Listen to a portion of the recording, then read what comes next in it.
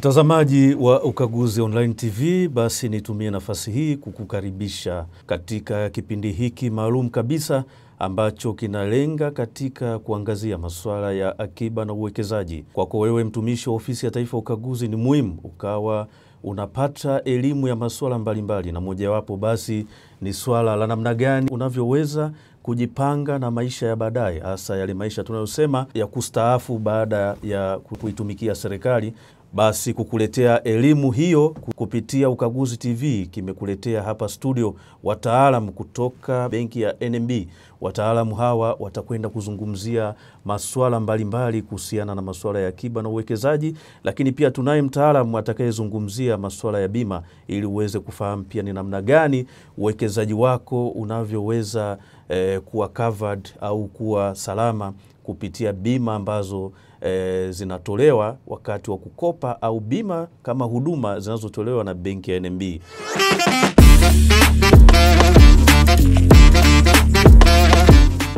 Naam, kama nilivyokuambia basi mtazamaji wa Ukaguzi Online TV na hususan wewe mtumishi wa Ofisi ya Taifa Ukaguzi, leo basi tunao wataalamu kutoka benki ya NMB, na kwa kuanza basi tutaanza mahojiano yetu ya kuweza kupata elimu na ufahamu kuhusiana na masuala mazima ya hati fungani. Katika kuzungumzia swala zima la hati fungani tunaye mtaalamu hapa studio, Bwana Emil Mruma ambaye ni afisa mahusiano wa benki ya NMB katika tawi la Kambarage. Nipende kukaribisha Bwana Emil Mruma. Karibu sana studio za Ukaguzi Online TV. Na tuanze kipindi chetu na hasa katika elimu ya hati fungani.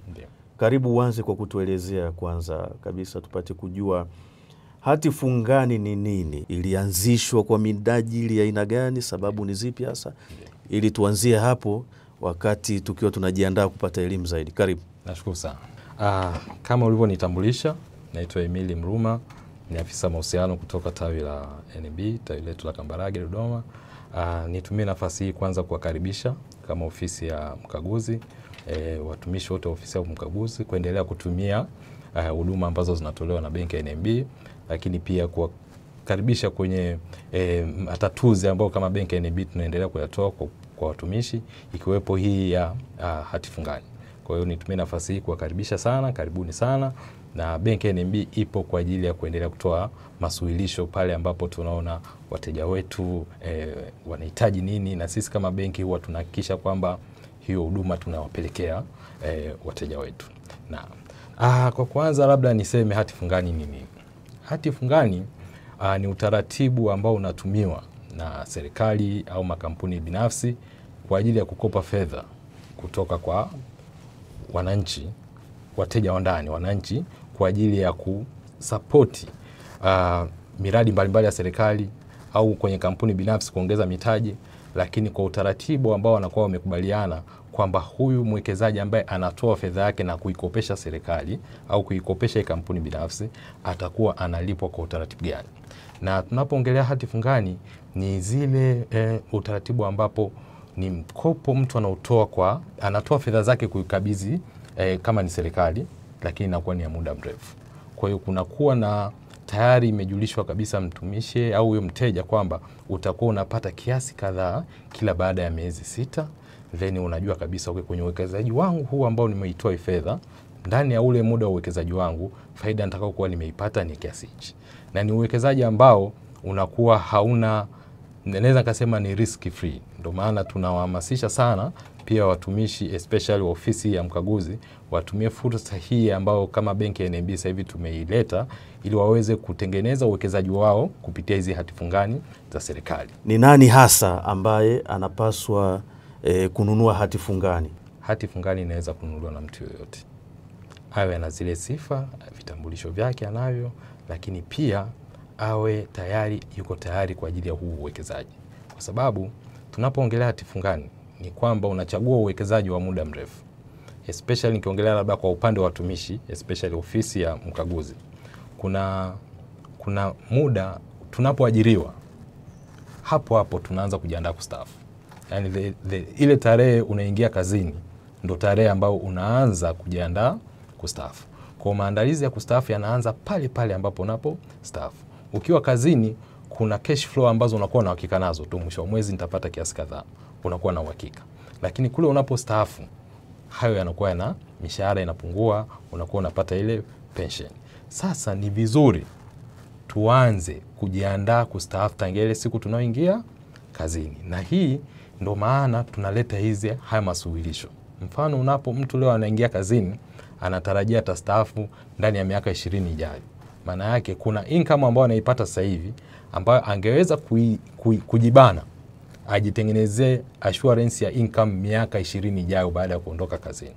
Sasa tukasema kwenye hizi hati fungani ambazo zinatolewa na serikali kwanza ni riski ya kusema kwamba serikali labda itashindwa kulipa hati fungani haipo. Ndiyo. Kwa hiyo ni assurance kwamba huu uwekezaji wangu ninaofanya nina uhakika kwamba nitakuwa napata yale ambao nimeshakubaliana nao kila baada ya miezi 6 kwa muda wote wa ule uwekezaji ambao nimefanya. Kwa hiyo mtu yoyote ambaye ukiacha watumishi, hata watu wa uraiani ambao hata sio watumishi lakini wana zile sifa za mwanzo, wana uwezo wa kupata kununua hizi hati fungani. Lakini pia kuna vitu ambavyo unatakiwa ujiandae navyo. Cha kwanza lazima uwe na kitu tunaita CDS account. CDS ni account yako kwa ajili ya kufanya uwekezaji kupitia Benki Kuu ya Tanzania. Kwa hiyo unapokuwa na ile CDS account tayari unaanza kuwa na sifa za kuendelea kufanikiwa kupata au kama unakuja ili tukusupport kupata mkopo wa hati fungani, maana yake tayari umeanza kusogea kwenye zile neema ambazo zinakuja. Lakini cha pili lazima ile unapofungua CDS account ionyeshe kwamba zile coupons ambazo utakuwa unalipwa ziwe zinapita kwenye benki ya NMB, kwa sababu kwenye hii mikopo ya hati fungani ambayo tunaitoa kama benki ya NMB, zile coupon unazolipwa ndizo ambazo zitakuwa zinalipa huu mkopo. Kwa hiyo wewe hutatumia other source kulipia mkopo wa bondi ambao tumekupa. Ile faida unayoipata ndio ambayo itakuwa ina service huu mkopo. Kwa hiyo lazima uwe na account pia kwenye benki ya NMB ili upokee zile kuponi zako ambazo unazipata. Lakini pia kingine ambacho ni cha msingi ni lazima uonyeshe intention ya kushiriki kwenye mnada ambao unaenda kuuza hizi hati fungani. Kama tunavyofahamu kwamba minada ya hati fungani huwa inatangazwa kwamba kutakuwa kuna mnada tarehe fulani ambao ni wa muda wa miaka kadhaa.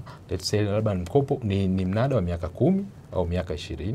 Kwa hiyo wewe unajaza form, kuna form inaitwa bid instruction ya kujaza kuonyesha kwamba una interest ya kushiriki kwenye huu mnada.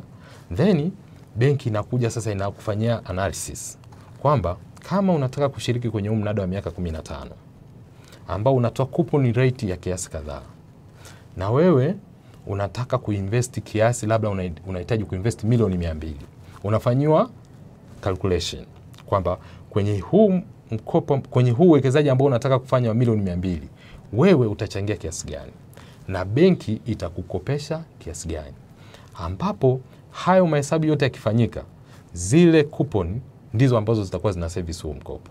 Kwa hiyo tutakufanyia mahesabu vizuri, ujue kabisa okay, mimi nataka kuwekeza milioni 200, benki itanikopesha milioni 180, mimi nitaongeza milioni 20, kuna gharama za mkopo ambazo ni predetermined kabisa kwamba tuna processing fee ni 1.5%, interest ya mikopo ya uwekezaji tunaotoa ni 13%, kuna gharama za processing fee, gharama za kushiriki mnada 50,000, then kuna premium cost ambayo inakuwa determined na ile price, ile premium cost ya mnada husika. Kwa hiyo ukishajua vitu vyote hivyo unajua okay, kwenye huu uwekezaji wangu wa milioni 200 mimi natakiwa niandae kiasi kadhaa, benki mimi itanisupport kiasi kadhaa.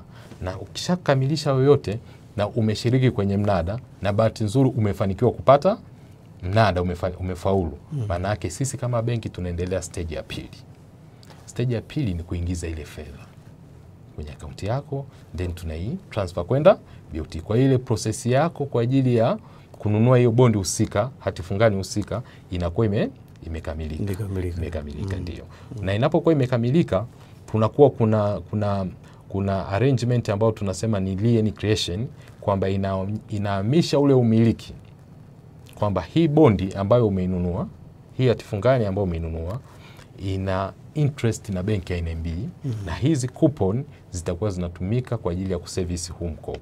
Kwa ile hati fungani kwa muda huo itakuwa registered chini ya benki ya NMB pamoja na wewe, lakini zitakuwa zinatumika kwa ajili ya kuservice ule mkopo. So na hii mikopo tunatoa kwa muda wa miaka 10. Lakini wewe unaweza kama una other source ili uanze kupata zile full ile kuponi yako unaolipwa kwa mwezi. Una uwezo ku-offset mkopo muda wote pale ambapo utakuwa umepata income nyingine. Lakini kama ukiamua kwenda nao hadi mwisho na umechukua mkopo, umechukua labda ni bondi ya miaka 15, maana yake ile miaka 5 ya mwisho zile kuponi zako utakuwa unazipata in full kwa sababu mkopo utakuwa umeisha. Na utaanza kupata ile income ambayo sasa tulikuwa tunaiforecast kwamba nitakapofika miaka ile 20 nataka niwe na income ambayo ni stable. Kwa hiyo hata unapofikiria kuondoka kwenye utumishi wa umma hauna stress kwa sababu usha invest na una uhakika wa income yako ipo.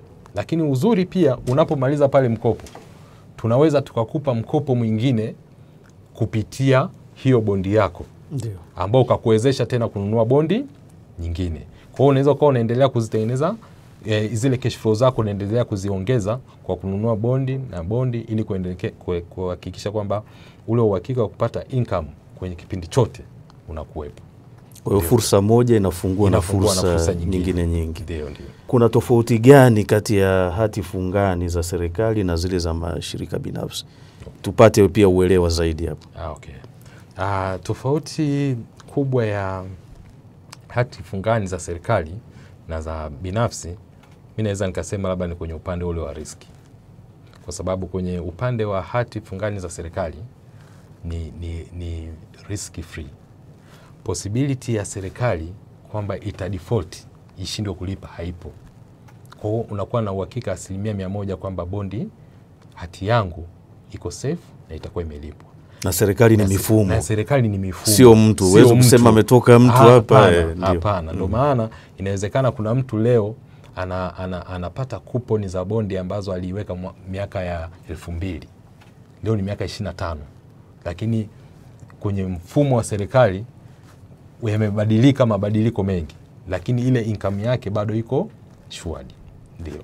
Lakini kwenye upande wa bondi za hatifungani za taasisi binafsi na zenyewe taasisi zinapimwa kulingana na mpaka zinapoenda kutoa hatifungani kwa ajili ya kwa sababu hatifungani ni kuchukua fedha za watu kwa ajili ya kuja kuongeza kwenye taasisi, kwenye kampuni binafsi, labda kwa ajili ya kuongeza mitaji.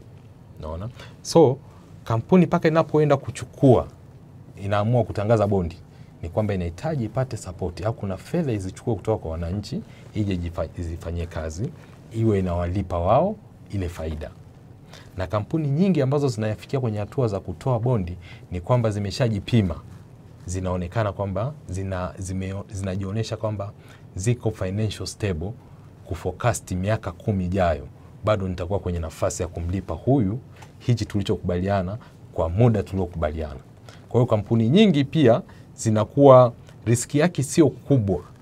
Japo inaweza ikawa ni ndogo kwa sababu kwenye kampuni mambo ni mengi. Lakini pia riski yake sio kubwa. Ni very minimum kwa sababu assurance ya kulipa ipo. Na kampuni nyingi zinakuwa tunaita business continuity plan. Yaani hata kama umetokea 1 2 3 tutafanya 1 2 3 ili tutoe ile assurance ya wawekezaji ambao wamewekeza kwetu. Kwa hiyo tofauti inaweza tukaiweka kwenye upimaji tu upimaji ule wa risk appetite ambazo iko upande wa serikali na upande wa kampuni binafsi. Sisi kama benki NMB tuna bondi ambazo tunatoa sisi mpaka miaka 25. Ndio. Na tunatoa kwa rate ambayo ni competitive kwenye market. Lakini pia nikisema ni ilinganishe na hizi hatifungani za serikali, naweza nikasema hatifungani za serikali bado zenyewe ziko kwenye nafasi nzuri zaidi ya kutoa coupon rate ambayo ni competitive zaidi ukikompea na ya kwetu, kwa sababu sisi kama taasisi tunaendelea kujijenga, lakini pia hizi rates ambazo tunazitoa zinakuwa determined na market kwa wakati huo. Kwa kadri market inavyozidi kuwa nzuri, tunaweza kuendelea kuboresha na kuweka zile competitive interest rate kwa ajili ya kuwavutia zaidi wawekezaji. Lakini kwa upande wa serikali na za kwetu, bado tunaona serikali inatoa kwenye rate nzuri zaidi. Kwa hiyo naweza nikasema hizo ndo tofauti kubwa kati ya hizi hati fungani zinazotolewa na serikali pamoja na hizi za kampuni binafsi. Naam, tukiendelea Bwana Mruma, ni faida zipi ambazo mtumishi anaweza kuzipata kwa kuwekeza katika kununua hizo bond?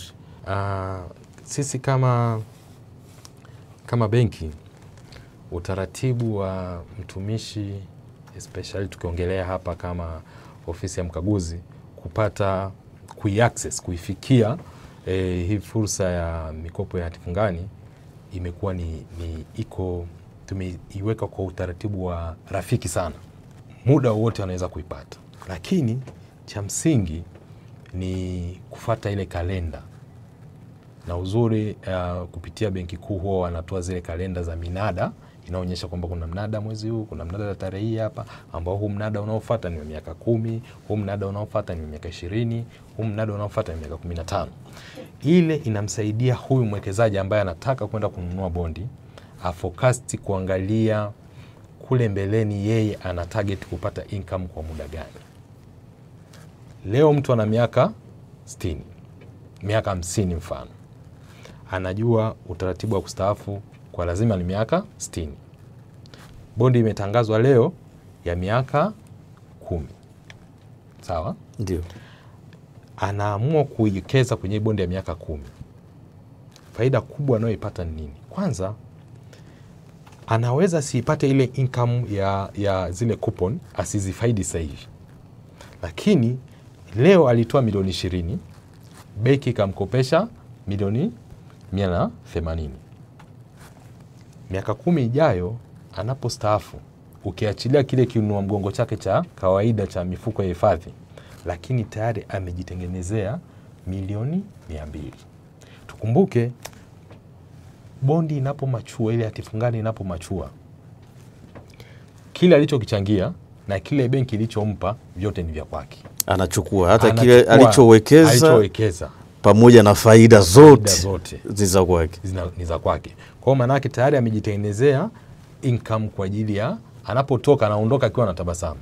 Watu wengi wanapata changamoto wanapokaribia kustaafu, akifikiria kwamba nikiondoka hapa, kwanza kinachotuvurugaga sana unapokuwa kazini, ukiachilia mshahara, kuna mambo mbalimbali ambayo yanatusaidia. Unapata hichi, kesho umepata hiki, kinakusaidia kwa ajili ya kuendelea kuwepo kazini. Lakini siku unapostaafu, zile benefits nyingi zinaondoka. Kinachobaki ni nini? Kinachobaki ni ile monthly pension ya kila mwezi. Na tukumbuke monthly pension kwanza ni ndogo kuliko hata ule mshahara uliokuwa unafanyaje? Ulikuwa unapata awali. Sasa kama ule mshahara tu ulikuwa haukutoshi, mpaka uwe unapata na zile some entitlements nyingine ambazo zinakusaidia kwenye mambo yako ya kila siku, maana yake ukiondoka kwenye utumishi ndo stress zinapoanza. Sawa? So ni vizuri kuwekeza ili pale unapotoka, kwanza utakuwa unasubiria mimi tarehe yangu ya kuondoka ni lini. Yaani unaisubiria kwa sababu unaona kabisa kuna jambo langu naenda kufanyaje? Kufanikiwa na niko financially stable.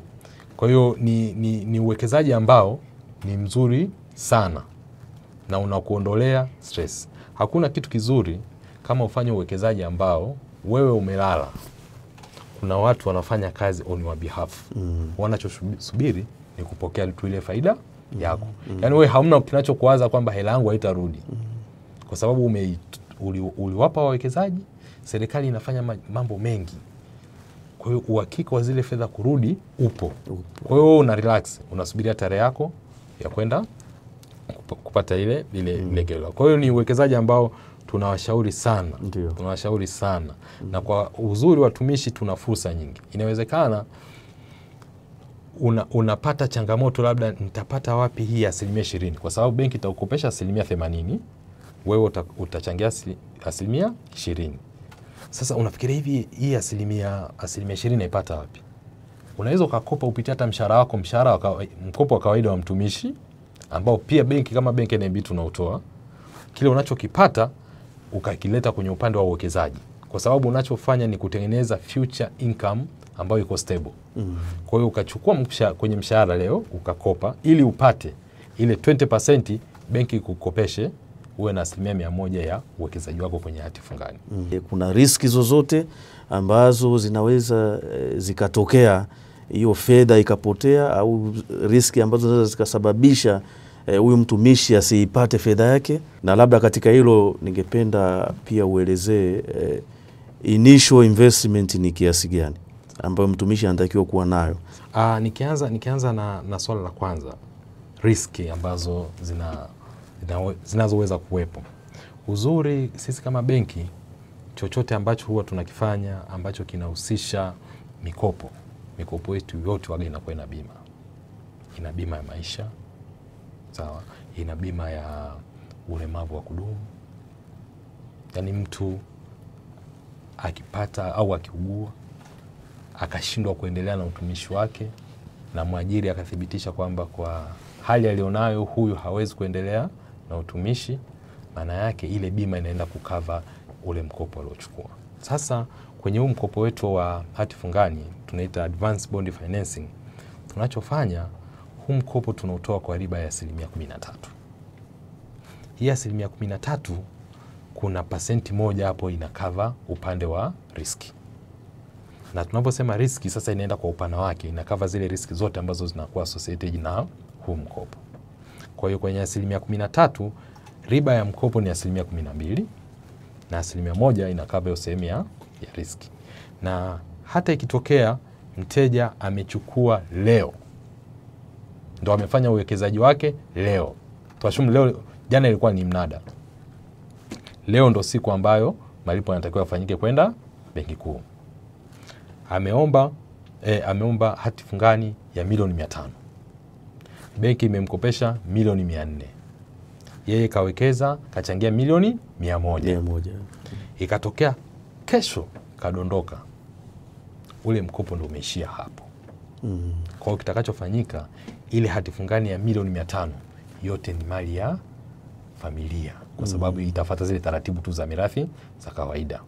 Benki ile 1% ambao ameichajiwa ndio itakayo cover ule mkopo.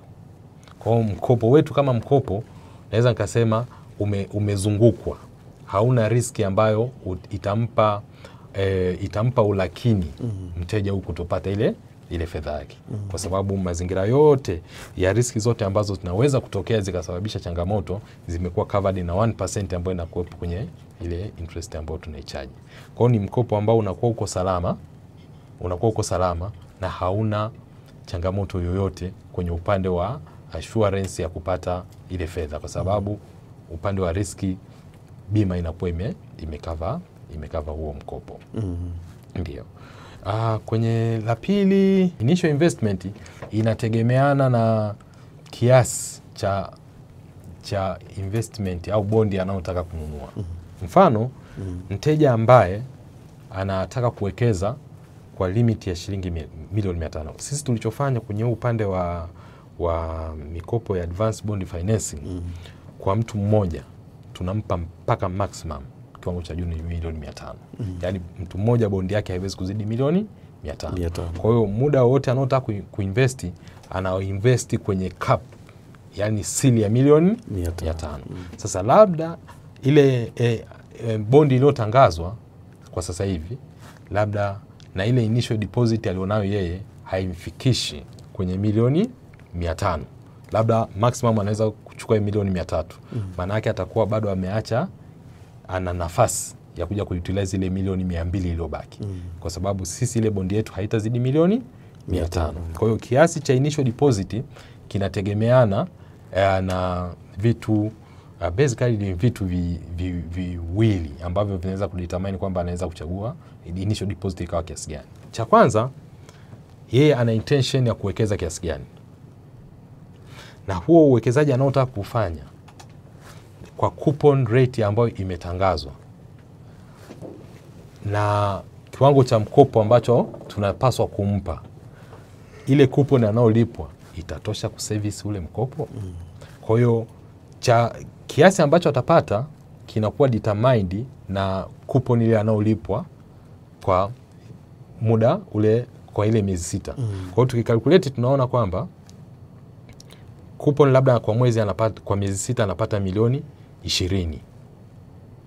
Lakini huu mkopo anaotaka yeye labda rejesho linatakiwa ile milioni 21.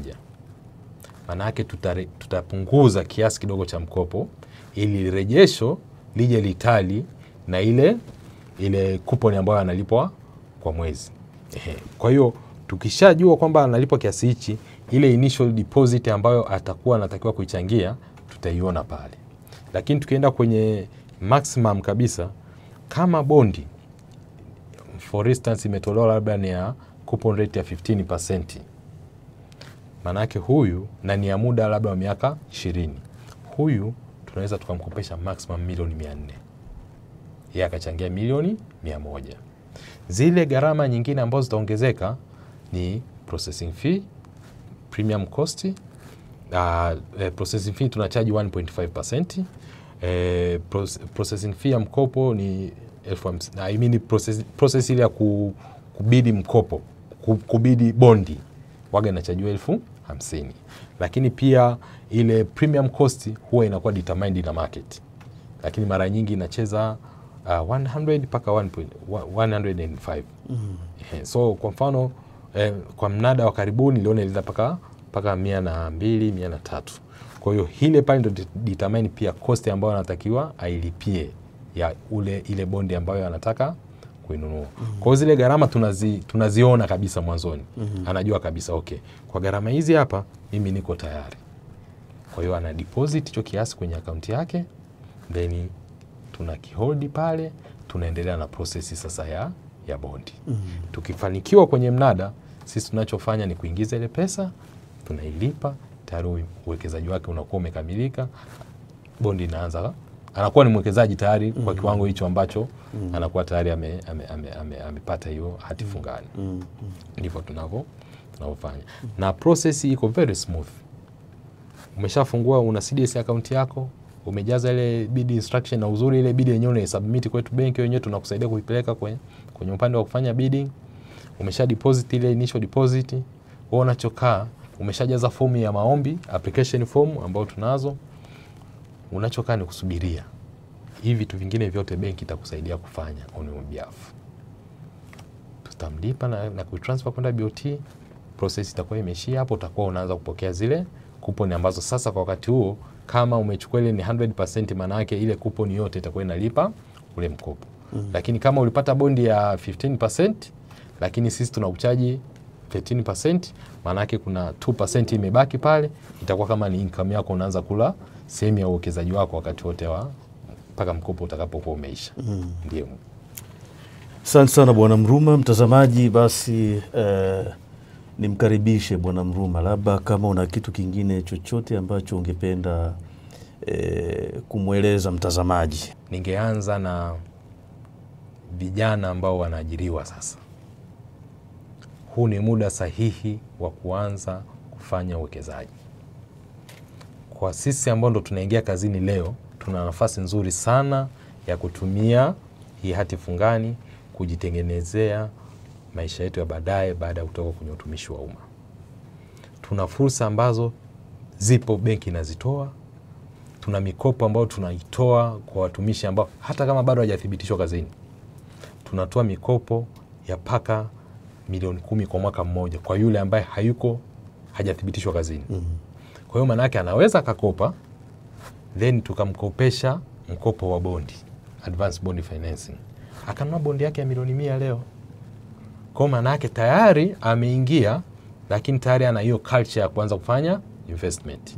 Inawezekana kwa hichi ambacho tunakifanya leo, watu wangekipata miaka 10 ijayo, tungekuwa na investors wote, yani nchi nzima wangekuwa kwa sababu ni fursa ambayo ilikuwepo, lakini watu walikuwa hatujaipata. Kwa hiyo nawakaribisha sana hawa ambao wameajiriwa, ni fursa sahihi sana ya kuanza kufanya uwekezaji.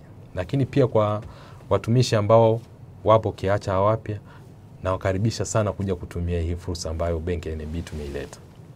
Ni fursa ambayo naweza kusema tulikuwa tunaisubiri kwa muda mrefu sana. Hapa katikati kwenye upande wa bondi tulikuwa tunakopesha mtu yule ambaye ana bondi tayari, aje akope kupitia bondi yake, alafu ndo akanunue bondi. Yaani mtu anatengeneza ile portfolio yake ya bondi ya hati fungani, kwa kuwa akinunua bondi mwezi huu mnadau hapa, ikishakuwa registered anakuja kuikopea tena paka 80% yake, ndo anaiwekeza, anaenda kununua bondi tena. Kwa kama benki tukasema kwa nini tusiweke kitu ambacho sasa kinaenda kusolve tatizo moja kwa moja. Mtu portfolio yake liwe linakuwa tu, lakini ile bondi ambayo anainunua ndio i-service mkopo. Kwa hiyo niwakaribishe. Ni fursa ambayo tulisubiri kwa muda mrefu, sasa imekuja. Ni muda sahihi wa kuja kufanya uwekezaji. Na hii culture ya uwekezaji nadhani ndio iwe ni mindset ya huku tunapokwenda sasa hivi. Kwa sababu uwekezaji ambao unakupa wewe nafasi, huhangaiki kufanya usimamizi wowote, ni uwekezaji ambao hauna stress. Muda wowote tunawakaribisha sana na tuko tayari kuwahudumia. Karibuni sana. Asante sana Bwana Mruma, labda pia ungewatajia na namba zako za simu na tawi ambalo upo, ili naamini yupo mtazamaji mmoja hapa, yeye ameshafanya maamuzi ili aweze kukupigia simu, labda anataka elimu zaidi au ameamua kuchukua hatua, anataka aanze kuwekeza. Karibu. Nashukuru sana. Mimi namba ya simu napatikana kwa namba 0759 017 239. Napatikana Dodoma mjini hapa, tawi la NMB Kambarage. Bwana Mruma, nikushukuru sana kwa elimu hiyo. Na mimi nadhani naelekea na mimi nitafanya maamuzi. Karibu sana, karibu sana. Na mtazamaji, basi huyo alikuwa ni Bwana Mruma, mtaalamu kutoka benki ya NMB, akitupa elimu kuhusiana na masuala ya hati fungani ama bond. Naamini tumeweza kupata elimu, wale ambao tulikuwa tuna elimu basi tumeendelea kuelimika zaidi, kwa sababu elimu haina mwisho.